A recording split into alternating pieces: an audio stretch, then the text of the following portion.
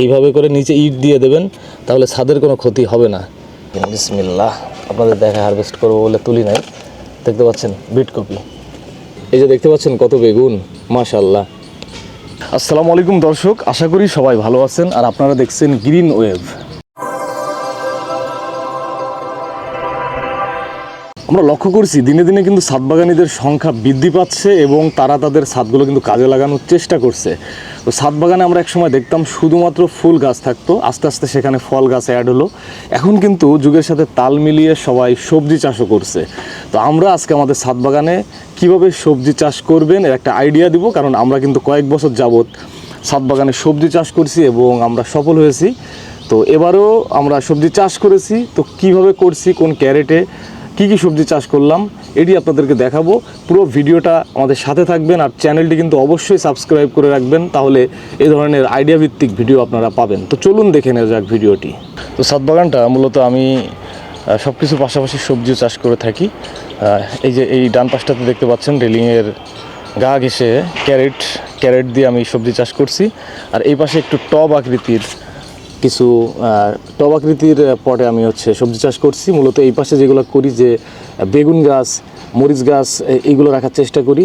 আর এই পাশে অন্য যে সবজিগুলো আছে, ধরেন ফুলকপি, বাঁধাকপি, এরপরে টমেটো, ঢেঁড়স, বিট কপি, এসব টাইপের সবজি কিন্তু আমি এখানে চাষ করে থাকি এবং আমার এই সাইডটা খুব সুন্দর লাগে কারণ আমি এটা সুন্দর করে সাজিয়েছি। আচ্ছা, ছাদ বাগানে যদি টমেটো এই রকমভাবে থাকে তাহলে আপনি খুশি নিশ্চয় হবেন। আমি এই যে এই কর্নারে একটা পাকা টমেটো আপনাদেরকে ছিঁড়ে দেখাচ্ছি। হ্যাঁ, সাইজ আরও বাড়বে।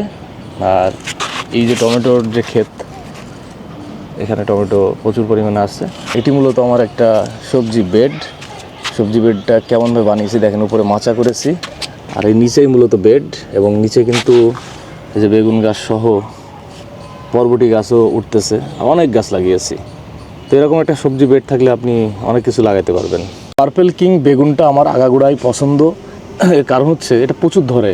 আসলে ছাদ বাগান আমরা যারা করি তারা কিন্তু ফসলের পাশাপাশি মানে ফল সবজির পাশাপাশি আমাদের অর্নামেন্ট হিসেবে কিন্তু ভালো লাগে যে অনেক বেশি থাকবে ছাদে।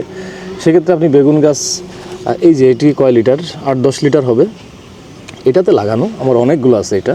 আচ্ছা, এই জিনিসটা রাখছিলাম আপনাদেরকে দেখাবো বলে অনেক আগেই তুলিনি। এই যে সয়াবিন তেলের বোতল সেম, এটার মধ্যে কি লাগাইছি দেখেন, বিসমিল্লাহ, আপনাদের দেখা হারভেস্ট করবো বলে তুলি নাই। দেখতে পাচ্ছেন বিট কপি, কত সুন্দর পাতা। এটা কিন্তু খেতে অনেক সুস্বাদু। এটা আরও বড় হবে, হ্যাঁ, আরও কিছুদিন যদি রাখি আরও বড় হবে। জাস্ট আপনাদের দেখানোর সুবিধাতে আমি তুললাম যে আসলে বিট কপি এইসব টাইপের জায়গাতে হয় কি হয় না। ভিতরের দিকে নিয়ে যাই, বেগুন গাছের আপডেট দিই। সেকেন্ডবার ফলন আসছে এই গাছে, আরেকবার ফলন পেয়েছি, এরপরে সেকেন্ডবার দেখেন 2টা 3টা 4টা, অনেক বড় বড় হয় এই বেগুনটা। এই যে মাশাআল্লাহ, এই যে অবস্থা দেখেন, এই হচ্ছে মাটি, ছোট টব, এই বেগুন, এই যে দেখতে পাচ্ছেন কত বেগুন, মাশাআল্লাহ। হ্যাঁ, আসলে বেগুন ধরে, প্রচণ্ড পরিমাণে ধরে, অনেকগুলোই তো গাছ আছে আমার এখানে। এবার একটা ভিন্ন টাইপের মাচা তৈরি করেছি নিজেই আর কি ডিজাইন করছি। এখানে দেখতে পাচ্ছেন একটা ফলের ক্যারেট। সো এই ক্যারেটটা আমি কিনছিলাম বাজার থেকে। আর এই ক্যারেটের সাথে এখানে একটা নেটের একটা ছিল, এটার কী বলে নাম জানি না, মূলত এটা ছিল। তো এটারে কি করছি, এখানে 2টা করলা গাছ লাগিয়ে, শেপটা দেখেন কত সুন্দর, ওই নেটটা সামনে দিয়ে দিছি। তো এইভাবে করে যদি আপনি অন্তত 4টা-5টা করতে পারেন, ধরেন টবে 2টা গাছ লাগালেন আর এই নেট, এই যে এটা কিন্তু একটা লোহার নেট, বাজারে পাওয়া যায় কসমেটিকের দোকানগুলোতে, সামনে দিয়ে দিলে এভাবেই কিন্তু করলার গাছ সুন্দর করে 2টা লাগিয়ে দিবেন। দেখবেন এই যে গাছে অলরেডি ফুল চলে আসছে, অনেক উপর পর্যন্ত যেতে পারবে।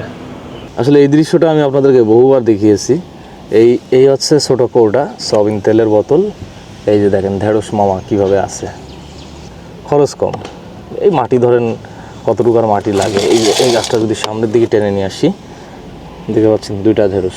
এই শীতকালে কিন্তু আসলে ঢেঁড়স তেমন হয় না, তারপরে আমাদের গাছে কিন্তু প্রচুর ঢেঁড়স আছে। সব এইভাবে কোটায় লাগিয়েছি। নাগামরিচ বেশি লাগিয়েছি এবার, 8 লিটারের আরেকটা বালতিতে দেখেন নাগামরিচের গাছ বরিশাল থেকে আনছিলাম, মাশাআল্লাহ ফুল আসতেছে। আসলে এখন আমার ফলের দরকার নাই, রোজার মাসে ফল আসলেই হচ্ছে ইনশাল্লাহ। এই ক্যারেটে দেখেন বেশি না 4টা টমেটো গাছ দিছিলাম, এই যে 1টা 2টা 3টা 4টা, ফলনটা দেখায় অবির্ভূত হয়ে যাবেন। এই যে টমেটো কালার আসা শুরু হয়েছে, আর এটা কিন্তু বাহুবলী জাতের টমেটো, এই জন্য চারিপাশ দিয়ে ঘিরে দেওয়া লাগে। টমেটোর অবস্থা দেখেন, মানে প্রচুর পরিমাণে টমেটো আসছে, গাছ ভেঙে যাওয়ার মতো উপক্রম হচ্ছে। তো আপনারা যদি এই ধরনের ছোটো ছোটো টব যদি 2টাতে 8টা গাছ লাগান, তো আপনার পরিবারের মানে টুকটাক সালাদ খাওয়ার জন্য যে টমেটো প্রয়োজন, ওটা কিন্তু পূর্ণ হয়ে যাবে আমার মনে হয়। তবে একটা জিনিস বলতে চাই, গাছ লাগালে হবে না, সঠিক গাছ লাগাইতে হবে। এই যে দেখেন আমি এখানে কতগুলো নাগামরিচের গাছ বিভিন্ন জায়গা থেকে সংগ্রহ করছি। তবে এই গাছটা আনছিলাম সাতক্ষীরা থেকে। তবে এই গাছটা শুধু গাছই হচ্ছে, কোনো ফল আসার কোনো নামগন্ধ নাই। হ্যাঁ, আর এটা দেখেই বোঝা যাচ্ছে যে এটা ফেক গাছ, খুব ভালো জাতের না। এই জন্য কষ্ট বৃথা যাবে যদি সঠিক জাত না কিনেন। চেষ্টা করবেন সঠিক জায়গা থেকে সঠিক গাছ কেনার জন্য। ওই যে দেখেন একটা বেগুন লুকিয়ে আছে, ওই গাছের এটা 5 নাম্বার বেগুন। আসলে এই গাছের পিছনে পড়ে গেছে বলে দেখাইতে পারতেছি না। মাশাআল্লাহ, এই গাছটা দেখেন কত সুন্দর। এখানে 2টা বেগুন গাছ দিছিলাম, ওই যে ফুল আসছে, সুন্দর ফুল আসছে।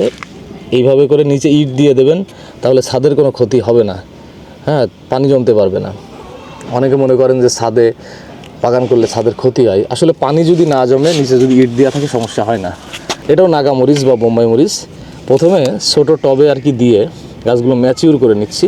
নেওয়ার পরে মূলত এই যে এইসব টবে, যে তেলের বোতল 5 লিটারের, এই টবে প্রতিস্থাপন করে দিছি। এখানে প্রচুর পরিমাণে নাগা মরিচের গাছ আছে।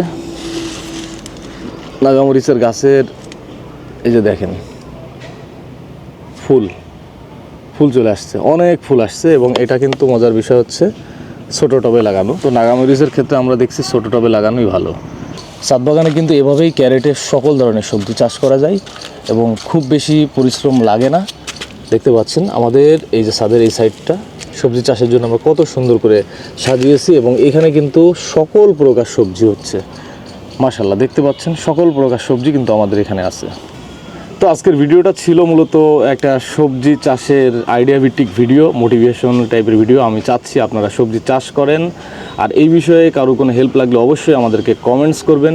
আর ভিডিওটা কেমন লাগলো এই বিষয়টা অবশ্যই আমাদেরকে কমেন্টস করে জানাবেন। আর যারা চ্যানেলটি সাবস্ক্রাইব করেননি, তারা অবশ্যই চ্যানেলটা সাবস্ক্রাইব করে বেল বাটনটা অন করে রাখবেন, যাতে করে নেক্সট টাইম কোনো ভিডিও দিলে আপনি দেখে উপকৃত হন। আর আমরা সবসময় চেষ্টা করি মানুষের উপকার হয় এই টাইপের ভিডিও দেওয়ার জন্য। তো আজকের ভিডিও এখানেই শেষ করছি, এবং যাওয়ার আগে একটা কথা বলে যাই, ছাদ বাগানের জন্য উন্নত জাতের কমলা এবং মাল্টা গাছ সহ যে কোনো ফলের একদম অরিজিনাল জাতের গাছ যারা পেতে চান, তারা অবশ্যই আমাদের সাথে যোগাযোগ করুন। ডেসক্রিপশন বক্সে আমাদের হোয়াটসঅ্যাপ নাম্বার থাকবে, আপনারা আমাদের সাথে যোগাযোগ করবেন। বাংলাদেশের যে কোনো প্রান্তে হোম ডেলিভারি করা যাবে। সবাই ভালো থাকবেন। আসসালামু আলাইকুম রহমতুল্লাহি ওয়া বারাকাতুহু।